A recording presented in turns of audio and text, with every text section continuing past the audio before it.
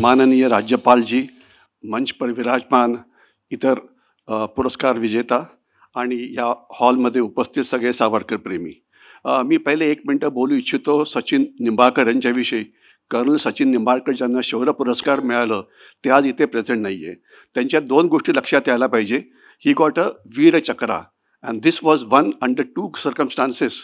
One, his battalion attacked Tiger Hill, which was the highest feature that was considered that it could not be captured by Indian Army, and the battalion had lost their 2IC, Lieutenant Colonel Vishwanathan, and the company commander Rajesh Adhikari was also martyred. It is after this that Sachin went and attacked Tiger Hill in a true Maratha style. आपल्याला आठवत असेल की तानाजी मालुसरे यांनी ज्यावेळेला कोंढाण्यावरती हल्ला केला होता तर ते एका कठीण भागातून वर चढले होते आणि तिथून त्यांनी कोंढाण्यावरती कब्जा केला होता. This is exactly what Sachin Nimbalkar did. So therefore he was awarded the Vir Chakra and this was the turning point as far as the Kargil war was concern. So I think I should describe these 2 things. हे जे पुस्तक आहे सागरी सुरक्षा हे 3 भागामध्ये आहे. भाग 1, भाग 2, भाग 3. भाग 1 मध्ये नौदल, तटरक्षक दल, भाग 2 मध्ये पोलीस, भाग 3 मध्ये इतर अनेक जे अनेक संस्था ज्यात काम करतात, मग ते फिशिंग डिपार्टमेंट असो की इंटेलिजन्स ब्युरो असो की इतर त्याच्याविषयी आहे. आणि भाग 3 मध्ये ज्या बेस्ट प्रॅक्टिसेस जगामध्ये चालतात त्याच्याविषयी दिलेलं आहे. हे पुस्तक खूप मोठं होत होतं म्हणून त्याला 3 भागामध्ये वाटलं होतं. जोपर्यंत भारताचा समुद्रकिनारा आहे हे भारताच्या राष्ट्रीय सुरक्षेमध्ये त्याचं एक अतिशय महत्त्वाचं स्थान आहे. कारण भारताला 16,000 किलोमीटरची जमिनी सीमा आहे. पाकिस्तान आहे, चीन आहे, म्यानमार आहे आणि इतर देश. आणि भारताला 7,600 किलोमीटरचा समुद्र किनारा आहे. तर या समुद्र किनाऱ्याचं रक्षण करणं हे अतिशय आव्हानात्मक आहे. आणि याच्याशिवाय भारताला 2 द्वीपसमूह आहेत. एक अंदमान निकोबार आयलंड, याच्यामध्ये 750 आयलंड्स आहेत, ज्यामधले फक्त 25 किंवा 26 आयलंड्सवरती माणसं राहतात. आणि दुसरं लक्षद्वीप आणि मिनिकॉय आयलंड्स जे अरेबियन समुद्रामध्ये आहे, जिथे 25च्या आसपास आयलंड्स आहेत आणि फक्त 6 आयलंड्सवरतीच माणसं राहतात. दुर्दैवाने असं झालं की असं म्हणतात की जे सगळे महाशक्ती देश होते या देशांचा उदय अशा ठिकाणी झाला जिथे समुद्रकिनारा होता. ग्रेट ब्रिटन असो की USA असो की युरोपचे देश असो किंवा सुपीक समुद्राची खोरी, सुपीक नद्यांची खोरी म्हणजे गंगेचं खोरं, ब्रह्मपुत्रेचं खोरं. दुर्दैवाने आपण आपल्या समुद्रकिनाऱ्याचा वापर चांगला केला नाही आणि याचा गैरवापर जास्त झाला. दहशतवाद्यांनी केला, स्मगलिंग करता केला वगैरे वगैरे. आणि 26/11चा हल्ला कसा झाला त्याची आपल्याला कल्पना आहे. तर सध्या सागरी सुरक्षेला असलेले धोके आहेत स्मगलिंग, पोचिंग, त्याच्याशिवाय शस्त्र येणं, दारुगोळा येणं, दहशतवादी हल्ला होणं तर मुश्किल आहे, पण बाकी अनेक अपारंपरिक धोके आहेत.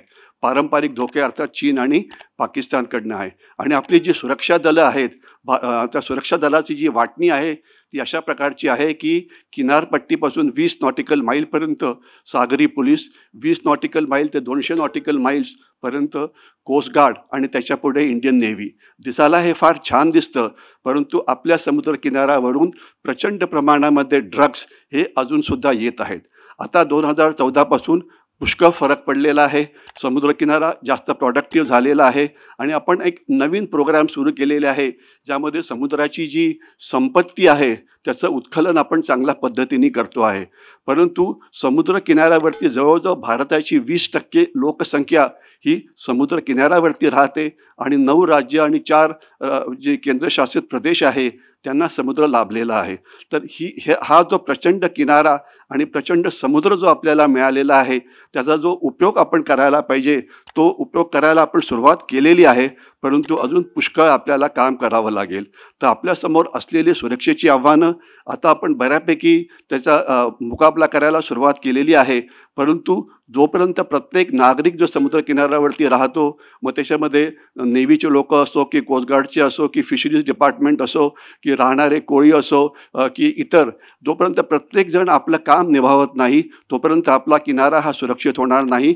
आणि दुसरी जी समुद्राची संपत्ती आहे त्याचं जे आपल्याला उत्खनन करायचं आहे ते आपल्याला नीट करता येणार नाही. वेळेचा अभाव आहे म्हणून मी इथेच थांबणार आहे. फक्त मी आपल्याला एकच सांगू इच्छितो की सावरकर स्ट्रॅटेजिक स्टडी सेंटर जे आहे त्यांचं हे 6वं पुस्तक आहे. म्हणजे पहिलं पुस्तक होतं पाकिस्तानवरती, दुसरं पुस्तक होतं बांगलादेशी घुसखोरीवरती, तिसरं बांगलादेशी घुसखोरी हिंदीमध्ये होतं, चौथं सागरी सुरक्षा भाग 1, पाचवं सागरी सुरक्षा भाग 2 आणि सहावं सागरी सुरक्षा भाग 3. तर आता ही पुस्तकं बाहेर अवेलेबल आहेत. ज्याला या विषयात अजून जास्त अभ्यास करायचा असेल तर ते जरूर बघावं. आणि शेवटचं मी एवढंच सांगू इच्छितो की स्वातंत्र्यवीर सावरकरांनी ज्यावेळेला ते काळ कोठडीमध्ये होते पोर्ट ब्लेअरला, त्यावेळेस त्यांनी म्हटलं होतं की ज्यावेळेला मी या आयलंड्सकडे बघतो तर मला असं दिसतं की अंदमान निकोबार आयलंड ही भारताच्या समुद्रकिनाऱ्यापासून 1200 नॉटिकल माईलवरती असलेली अनसिंकेबल एअरक्राफ्ट कॅरियर्स आहे. म्हणजे असं शिप, असं जहाज की जे कधी बुडवलं जाऊ शकत नाही आणि हे भारताचं रक्षण 1200 किलोमीटर दूर हे करू शकतं. असे फारच कमी म्हणजे व्यक्ती आहेत, नेतृत्व आहेत, स्ट्रॅटेजिक थिंकर्स आहेत की ज्यांनी या प्रकारे समुद्राच्या विषयी अभ्यास केला होता. तर मला वाटतं हे पुस्तक त्यांना सुद्धा ट्रिब्यूट आहे. आणि सर्वात भाग्यवान गोष्ट अशी की आज राज्यपाल साहेब इथे आहेत आणि त्यांनी पुस्तक ज्यावेळेस समारंभ झाला त्यावेळेला ते प्रेझेंट होते. तर तो सुद्धा आमच्याकरता एक अतिशय गौरवशाली क्षण आहे. तर मी इथेच थांबतो. जय हिंद.